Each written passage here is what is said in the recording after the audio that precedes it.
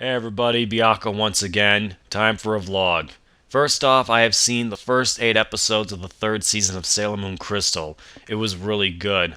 One thing you'll notice is that the animation style is different from the first 2 seasons, and that the transformation sequences is a huge improvement over the previous 2. And that ending in episode 3, oh my freaking god.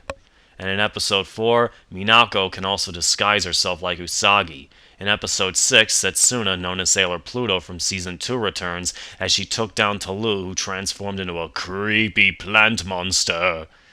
And in episode 8, Sailor Moon has an upgraded transform state, and Otaru was a cyborg, which was pretty creepy. When she became Mistress 9, she stripped away Chibiusa's transformation.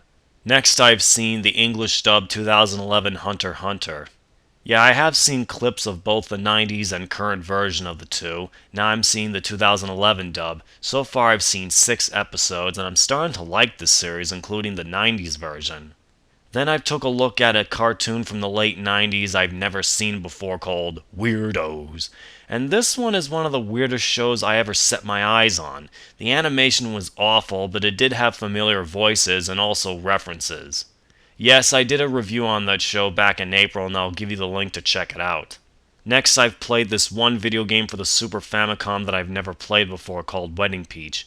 All I can say about it, it plays like Mario Party where you play mini-games. It's a really fun game, and of course you can play 3 players if you have a special adapter that allows you to do it. Yes, I did a review on that game during the weekend, including a few Yu Yu Hakusho video games for the Game Boy. Back in mid-late April, I've seen this latest new episode of Teenage Mutant Ninja Turtles, where the Turtles, April, and Casey return to Earth to stop the Triceratons from using the black hole generator to destroy Earth. And it has been revealed that Honeycutt invented it and realized he felt guilty for what he did and decided to destroy of what he created by flying to the Triceraton mothership, destroying it. And it ends with everything back to normal while Fugitoid's head is floating in space, meaning that we will see him again. There have been rumors that Nintendo NX is going back to cartridges, and I have to say it's probably a very smart idea instead of using CDs, even though it's just a rumor. But again, it's a smart idea to have NX games in cartridges, just like back in the NES and Super NES plus Nintendo 64 days. More news is that the writer of Dragon Ball Evolution apologized. Yes, folks, the writer actually apologized for writing one of the worst films in history, but it only took him 7 years. Yeah, you heard what I said. 7 freaking years.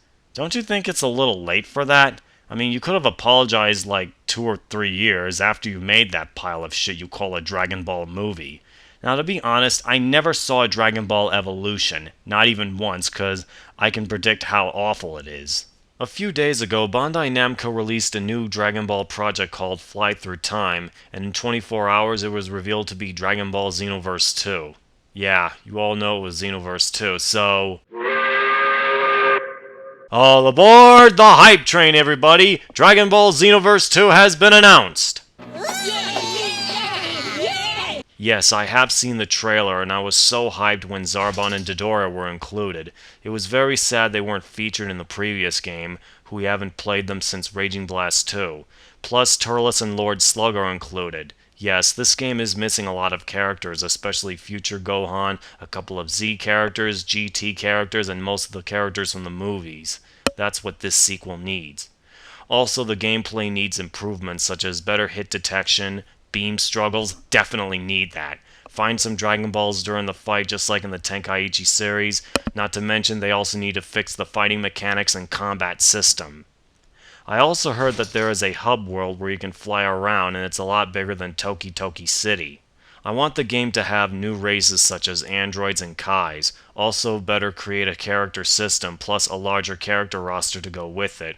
I do hope it will be a huge improvement over the first game, even though I had loads of fun with Xenoverse 1 but it had flaws. Oh, and have Demigra as a playable character, new transformations, new characters and stuff. Before I end this vlog, I have seen the Teenage Mutant Ninja Turtles OVA. Yes, they do exist in Ninja Turtles anime exclusively in Japan. I've seen both episodes on YouTube 9 years ago, and it was freaking awful. The writing was horrid, though I will say the designs of the characters look like their counterparts from the Fred Wolf animated series. I do have to say the Super Mutant, Metal Mutant, Turtle Saiyan, Devil Shredder forms are pretty cool and badass, except this OVA is just boring. It's funny they never included other characters like Irma, Casey Jones, and General Trag. That would have been nice. Not to mention action, fights, and foot soldiers. Well, they appeared as cameos, including the Punk Frogs. Oh, and I heard that there's a Powerpuff Girls reboot, and no, I did not see it from what Big Al said in his video that it sucks, so I would not even dare myself to watch it. One more thing to talk about is that a new Power Rangers movie is coming out, and here's what they look like. It seems to look like Iron Man meets Power Rangers, and it'll be coming out in July next year, so I don't have any information on it. Though I would love to see the original Dinozords and Megazords to make a comeback, especially Dragonzord and Titanus, including the old theme song. Well, ladies and gentlemen, this ends my nearly 6-minute vlog, and it's been a while doing one. And until then, in the words of Mr. Rhymestyle, this is Lord Byakko, and I'll see you all Super Sandwiches later. Peace!